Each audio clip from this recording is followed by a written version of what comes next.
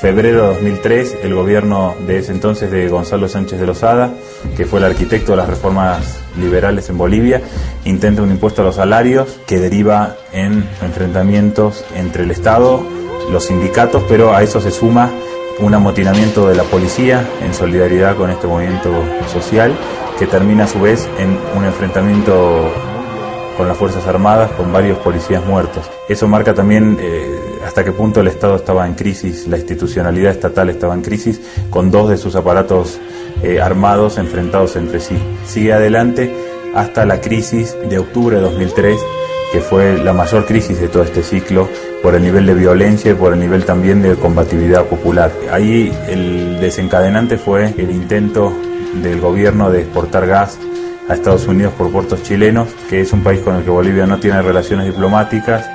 El mismo gobierno de Sánchez de Lozada, en su primera gestión, había privatizado, había entregado las explotaciones de gas y de petróleo a empresas transnacionales, estaba recibiendo muy poco como impuestos y regalías. Entonces lo que se percibió era no solo la cuestión de por dónde se exportaban los hidrocarburos, sino rápidamente se empezó a poner en cuestión a dónde iba el excedente petrolero. El gobierno en principio intentó, apelando al uso de la fuerza, y eso lo que logró fue llegar a un nivel altísimo de muertos y heridos, que llegaron hasta 60, con más de 400 heridos, y eso lo que hizo fue provocar una radicalización de las demandas sociales que empezaron a pedir la renuncia de Sánchez de Lozada. El 17 de octubre Sánchez de Lozada termina huyendo del país.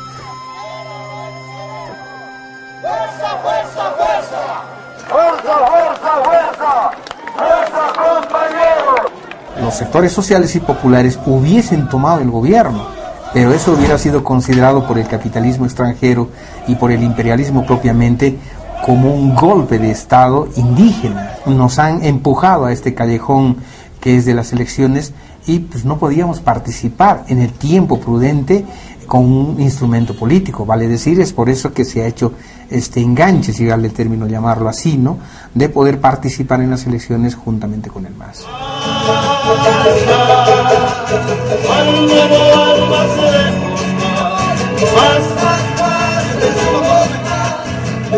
No tengamos miedo, con la conciencia del pueblo, en democracia vamos a hacer una revolución no solo democrática, una revolución cultural en nuestro país. Evo Morales es un dirigente cocalero, nació en Oruro, como otras familias bolivianas. Sus padres migraron al Chapare a principios de los años 80, y en el Chapare Evo Morales encontró organizaciones sindicales con una fuerte densidad organizativa, política, vinculada a la erradicación forzosa de los cultivos de coca dirigidos desde el Estado con apoyo extranjero, fundamentalmente estadounidense. Evo Morales ahí aprovecha, y como otros dirigentes sindicales, empieza como secretario de deportes de su sindicato, aprovechando su destreza para jugar al fútbol. Eso le permite, conseguir cierta popularidad entre los equipos del Chapare. Él expresó una nueva generación de dirigentes sindicales en el Chapare, que se enfrentó a los viejos dirigentes.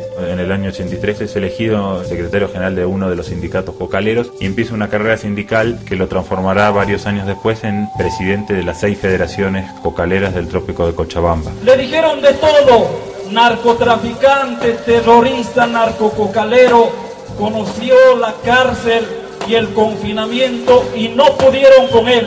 Un elemento importante es que le posibilita a Evo Morales dar ese salto hacia un liderazgo nacional, es su expulsión del Parlamento en enero de 2002, acusado por unos enfrentamientos violentos en la localidad cochabambina de Sacaba, entre policías y cocaleros. La coalición de partidos tradicionales vota en tiempo récord, en 72 horas, la expulsión de Evo Morales del Parlamento, acusado de ser el autor intelectual de esos enfrentamientos. Eso lo posibilita a Evo Morales aparecer como una víctima del sistema de partidos, del sistema político tradicional, y a eso se suma que poco antes de las elecciones el embajador norteamericano Manuel Rocha ataca al MAS, ataca a Morales y amenaza a Bolivia diciendo que si votan por un cocalero, que si votan por un narcotraficante, Estados Unidos va a dejar de comprar textiles a Bolivia, que son las principales exportaciones que tienen los bolivianos hacia ese país. Esos dos elementos juntos le posibilitan a Evo Morales transformarse en un líder nacional, en un líder antisistema, en un líder antiimperialista. Yo he escuchado en el radio cómo vivía, de dónde ha salido, dónde ha ido,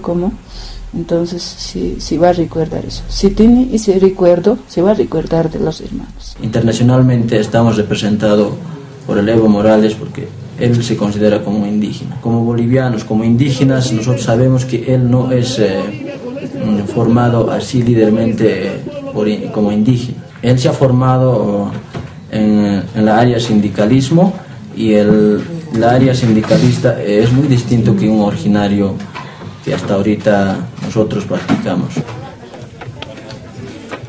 García Linera es un matemático que en los años 90 intentó junto a Felipe Quispe poner en pie al ejército guerrillero Tupac Katari, no de reproducir experiencias foquistas en Bolivia, sino de armar a las comunidades para que en algún momento se produjera una gran insurrección indígena. Esa experiencia fracasó rápidamente y García Linera y Felipe Quispe, su compañero en este intento, terminaron en la cárcel durante unos 5 años. Queridos Yastamasis, guerreros del agua, guerreros de la coca, guerreros del gas, de la patria y la dignidad, la victoria está asegurada. Después de salir de la cárcel se dedicó a su cátedra universitaria como sociólogo, se volvió un analista con una presencia importante en los medios de comunicación.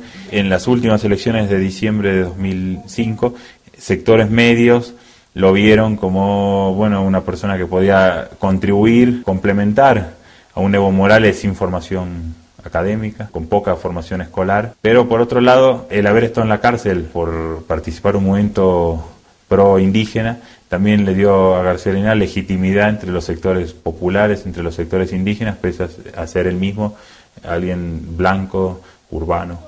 Logró esa complementariedad que no lograron otras fórmulas electorales. El MAS es un movimiento que se distancia mucho de lo que era la izquierda clásica, de lo que era la forma partidaria de la izquierda clásica, y lo que intenta es conformar lo que ellos denominan el instrumento político por la soberanía de los pueblos. ¡Allá Tupac Katari!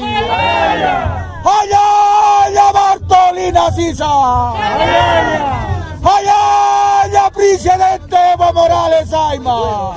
En síntesis se podría decir que el MAS es una suma de corporativismos, de sindicatos, de movimientos indígenas, movimientos campesinos, movimientos sindicales urbanos, articulados bajo el liderazgo de Evo Morales. En un movimiento inverso, desde la propia organización social se construye un líder y no desde el líder se construye la organización social, que es un poco más el caso venezolano o casos populistas más anteriores. Acá en nuestro país no solamente estamos los de clase originaria dispuestos a que Evo sea presidente y logre dirigir y sacarnos de esta crisis, sino también estamos personas de la clase media y también de la clase alta que están con el pueblo. Agradecer al compañero Álvaro García Linera por su aporte, y aprendo bastante de él, que pienso que él también aprende de mí.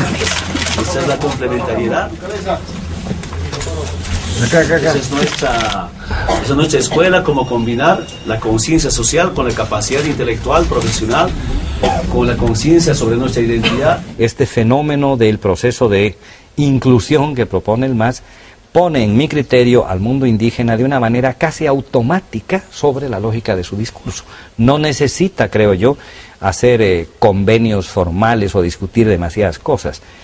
De algún modo, el MAS por su parte y los movimientos indígenas por la suya están tratando de buscar lo mismo. Y claro, el fenómeno electoral les propone una coyuntura, ¿no es cierto?, favorable de articulación de ambas visiones que son sumamente parecidas. Que gane el MAS por Evo, yo voy a votar por Evo porque es gente del pueblo.